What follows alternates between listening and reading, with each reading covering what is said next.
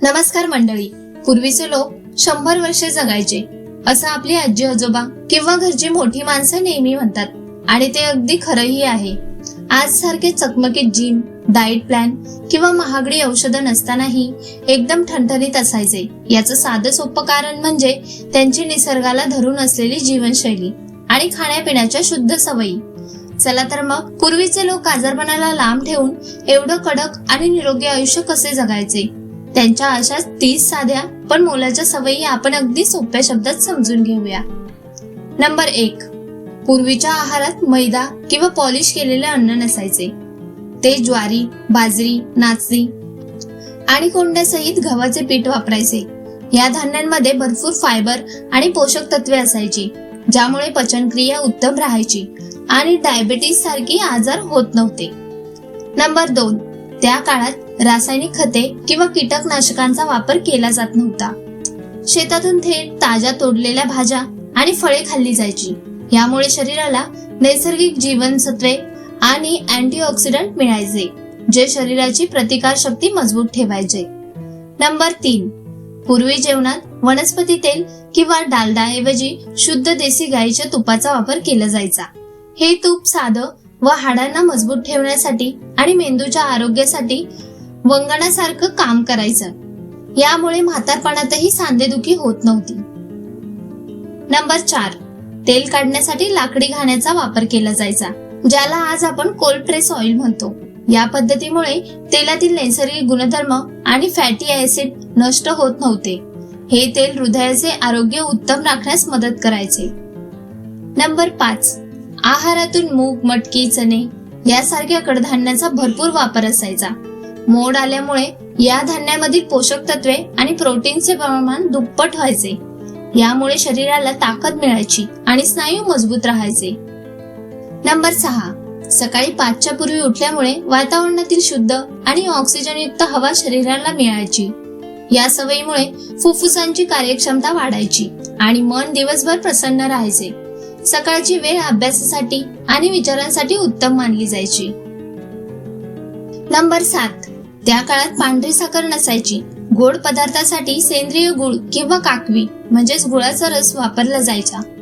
गुळामुळे शरीराला भरपूर प्रमाणात लोह मिळायचे. यामुळे रक्ताची कमतरता भासत नव्हती आणि पचनही चांगले व्हायचे. नंबर 8. दुपारच्या जेवणात ताज्या ताकाचा किंवा दह्याचा समावेश असायचा.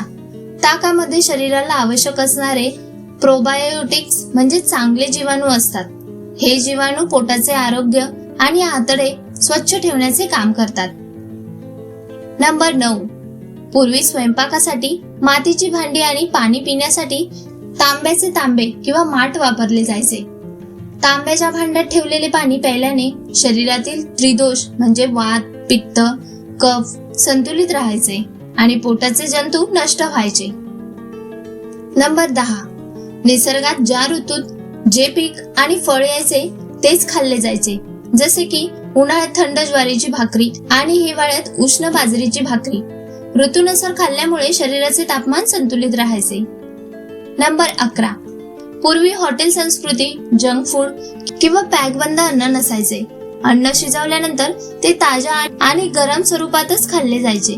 शिळे किंवा फ्रीज मध्ये ठेवलेले अन्न खात नसल्यामुळे शरीरात विषारी घटक तयार होत नव्हते. नंबर 12.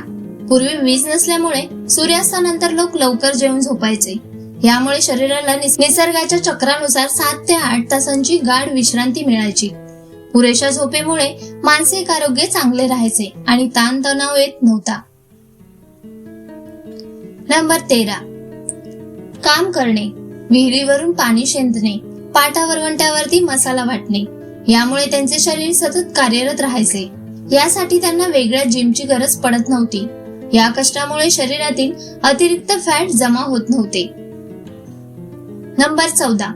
सोय नसल्यामुळे लोक एका गावातून दुसऱ्या गावात जाण्यासाठी मैल पायी चालायचे. रोज एवढे चालल्यामुळे पाय मजबूत राहायचे, रक्ताभिसरण चांगले व्हायचे आणि हृदयाचे आजार कधीच होत नव्हते. नंबर 15. जेवताना जमिनीवरती सुखासनात मांडी घालून बसण्याची पद्धत होती. या परिस्थितीत बसल्यामुळे मेंदूला पचनाचे संकेत लवकर मिळतात आणि पाठीचा कणा ताठ राहतो. तसेच उठताना आणि बसताना पायांचा चांगला व्यायाम व्हायचा. नंबर 16, विहिरीचे किंवा नदीचे नैसर्गिक खजिन्यांनी युक्त पाणी प्यायले जायचे. पाणी शुद्ध करण्यासाठी रासायनिक फिल्टर्स ऐवजी ते कापड्याने गाळून किंवा उकळून घेतले जायचे. यामुळे शरीराला पाण्याचे नैसर्गिक फायदे मिळायचे. नंबर 17, पोट गच्च भरेपर्यंत खाण्याची सवय पूर्वीच्या लोकांना नव्हती. आयुर्वेदानुसार पोटाचे 4 भाग करून 2 भाग अन्नासाठी, 1 भाग पाण्यासाठी आणि 1 भाग हवेसाठी मोकळा सोडला जायचा.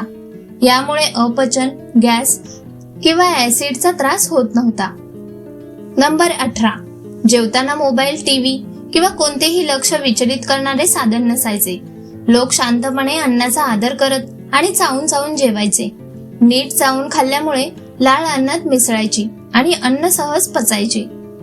नंबर 18, रात्रीचे जेवण संध्याकाळी 7 वाजेच्या आत उरकले जायचे. सूर्यास्तानंतर आपली पचन संस्था मंद होते, त्यामुळे लवकर जेवल्याने झोपण्यापूर्वी अन्न पूर्णपणे पचायचे. यामुळे सकाळी पोट साफ व्हायला मदत व्हायची. नंबर 19, पूर्वीची घरे मातीची, कौलारू आणि हवेशीर असायची. तसेच आजूबाजूला भरपूर झाडे असायची. शुद्ध हवा आणि झाडांच्या सानिध्यात राहिल्यामुळे फुफ्फुसांचे आजार किंवा दम्याचा त्रास लोकांना होत नव्हता. नंबर 19, आहे त्या परिस्थितीत आनंदी राहणे आणि निसर्गावर विश्वास ठेवणे ही त्यांची वृत्ती होती. आजच्या सारखी पैशाची अंधाधुंद स्पर्धा नसल्यामुळे त्यांना मानसिक ताण नसायचा. मानसिक शांततेमुळे रक्तदाब नियंत्रित राहायचे. नंबर 22, घरात आजी आजोबा, काका काकू आणि मुले एकत्र राहायची. यामुळे घरातील सुखदुःख आणि जबाबदाऱ्या वाटल्या जायच्या.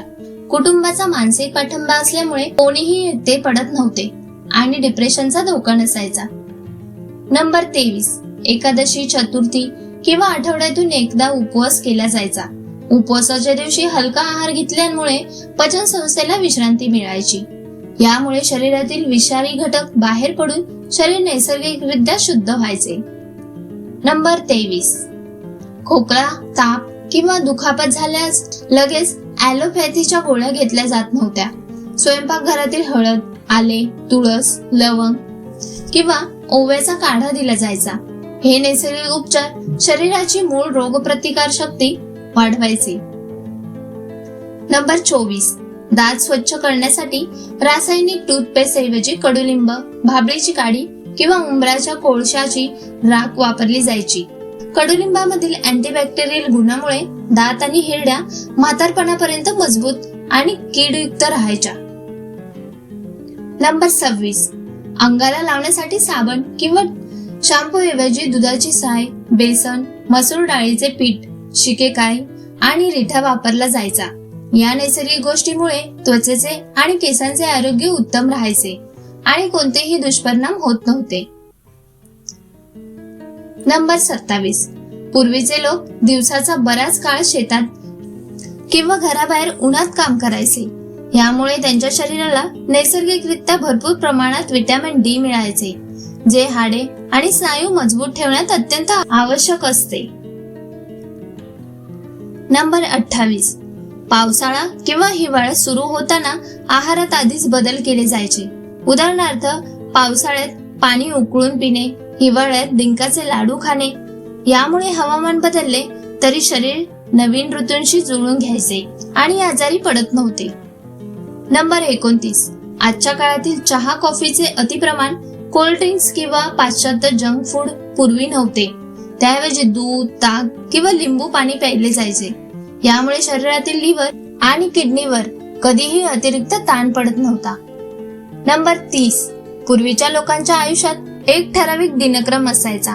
उठण्याची, जेवण्याची आणि झोपण्याची वेळ निसर्गाच्या चक्राशी जोडलेली होती. या जैविक घड्याळामुळे शरीराचे सर्व अवयव आयुष्यभर व्यवस्थित काम करायचे. तर मंडळी, हे होते पूर्वीच्या लोकांचे निरोगी आणि 100 वर्ष जगण्याचं खरं गुपित. आजच्या धावपळीच्या युगात आपल्याला या सर्वच्या सर्व 30 सवयी पाळणं कदाचित जमणार नाही, हेही तितकंच खरं आहे. पण यातल्या काही साध्या सोप्या गोष्टी, जसे की घरचे ताजे अन्न खाणं, जेवताना खाली जमिनीवर बसणं, रात्रीचं जेवण थोडं लवकर करणं आणि मोबाईल बाजूला ठेवून शांतपणे जेवणं, या गोष्टी आपण नक्कीच सुरू करू शकतो. शेवटी काय तर, निसर्गाच्या जितकं जवळ राहू तितकं आजारपण आपल्यापासून दूर राहील. चला तर मग आपल्या पूर्वजांचा हा मोलाचा वारसा जपूया आणि आजपासूनच एक निरोगी आयुष्याकडे छोटं पाऊल टाकूया. यातली कोणती सवय सगळ्यात जास्त आवडली हे मला कमेंट मध्ये नक्की सांगा आणि व्हिडिओ आवडला असेल तर एक लाईक नक्की करा. धन्यवाद.